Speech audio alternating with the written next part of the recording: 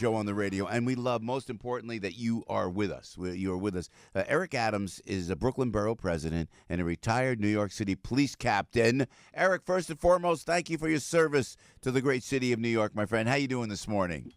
Quite well. Good morning to you and your listeners. Well, Eric, you know what? Brooklyn has a large, as you know, Jewish population. Give us your reaction, sir, if you would, when you learned of the synagogue shooting this weekend in Pittsburgh. Yes, and you are correct. Brooklyn is the largest Jewish population outside of Israel. And not only that, it is one of the largest faith-based destinations in the entire country. And people don't realize if we were a separate city, we would be the third largest city in America. So when you hear about any type of shooting that takes place inside a house of worship, it really traumatizes the entire borough. It traumatized us when the South Carolina shooting took place, and many people were killed and shot there as well. So it was extremely traumatizing to us all. So you created a great deal of controversy. I agree with you, by the way, I have to tell you. But you announced that going forward, you would be carrying a gun with you in every house of worship, and you're urging every off-duty and retired cop to do the same. Why is that? Because we have to be real about the space that we're in right now. There is a segment of people in America that want to participate in violence, and what they have figured out is that if you want to target a particular group based on their ethnicity, you go to the location where they congregate. So if you want to go after a person who is Jewish, you're not going to go to a Christian church. You're going to go to a synagogue. And if you want to go after a Christian, you're not going to go to a mosque. You're going to go to a church.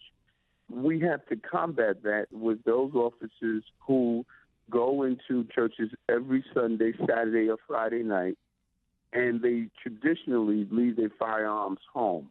I'm saying, no, don't do that any longer. Speak with the leader of your house of worship. Let them know that you are an off-duty officer.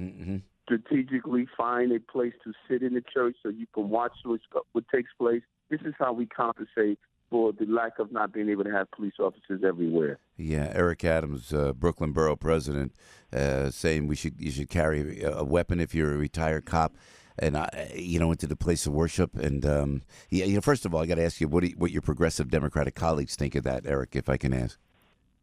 Well, I don't think many people heard what I was saying. We're so caught up in anger of just really attack, that we don't take a moment to see, okay, what are we saying?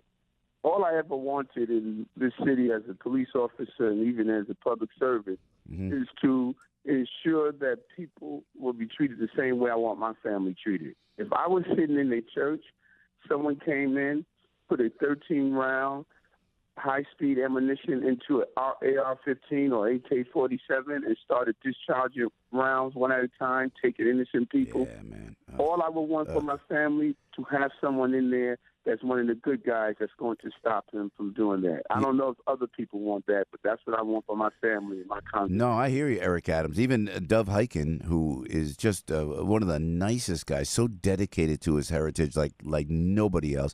And Dov, and correct me if I'm wrong, I'm reading here, says he's going to get a gun permit. Do you think we'll see this from other prominent members of the Orthodox Jewish community, sir? Well, I think you will see that response. My call is not so much permit holders, but for retired or active off-duty police officers because they are trained. Got it. We go through a series of training. We go through a series of training that shows us how to respond when other officers respond and we're off-duty, how to deal with crisis management, how to move people out of environments where they are in harm's way. So we spend months and months of training to respond to these incidents, and you don't lose it merely because you retired. My focus is on those off-duty or retired police officers who are already worshiping in these various houses of worship. Man, you know what? That's not a lot to ask. And at the very least, Eric Adams, how about a cop car outside every synagogue during services on Friday and Saturday morning? How about a cop car outside of it? Like when I school in the boondocks where I'm from, Eric Adams, they put a police car. Two police cars outside the high school, just as a deterrent and as a way to stop these wackos that come in, these satanic wackos that come in. I think you're right on the money, Eric, and we appreciate you checking in. I got to ask you before you go, man. Our friend Tish James, if she gets elected next week, although Keith Wofford is running a nice race, but if Tish does get elected, any chance that you're going to run for public advocate? We're really moving this one level at a time. There's a lot of speculation, but the first order is to make sure before we run for a seat, to make sure that seat is vacant. I'm supporting Tish James, and that decision is going to be made after the election day. Look at that politics. Arthur Idala's right next to me. He wants to send some love, Eric Adams. What's up, Mr. Borough President? Did you do your push-ups today? Is that what he does? This guy is a physically fit specimen. I know. I see it. Push-ups.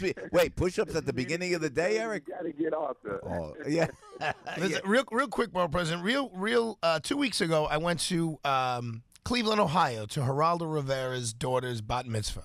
And something I remarked about to my wife and to Geraldo was on the door, there is a sticker with what looks like a semi-automatic handgun that has a circle on it and a line through it, which actually means they did not want law enforcement or anybody entering this house of worship with a weapon. And I want to reach out to Geraldo and say, I wonder what the people who run the synagogue now feel about not exactly what you're talking about. Because obviously, Eric, as you always do, you're talking common sense. And, I mean, it is commonsensical if there's someone who is trained, and I love the word that you used, someone who's trained with a weapon who can be in there. But I think that's in everyone's best interest. Arthur, let me jump in, Eric. Let me jump in as Piscopo, if I can, for a sec, because I got to tell you, every one of those signs, everywhere you go in Chicago, that's all you see. And that did not work for Chicago. Eric, what are your thoughts before we let you go, sir? And I believe those houses of worship, through their boards, through the leadership, if they make a determination, if that's what they want, that's their call. But every head of a worship or institution must sit down and really acknowledge this new norm that we're in. We don't like it, but the reality is people who go to pray should not be human prey for sick people. Yeah, beautifully said, Eric Adams. Thanks for joining us, my friend. God bless, Godspeed, and we'll talk to you soon, Eric. Take care. All right, Bklyn Borough President, retired New York City Police Captain. Piscopo in the morning on AM 970, The Answer. Mike Gallagher coming by. Hopefully he'll be live in the studio. Right now, look, it's Al Gattuso. He put his food down for a moment so he could do the news. It's in my belly. What are you talking about? Well, you scoffed that so fast, man. One piece of turkey and some stuff. That was it. Hey, Al's got the headline news live and local right here on AM 970, The Answer. News, opinion,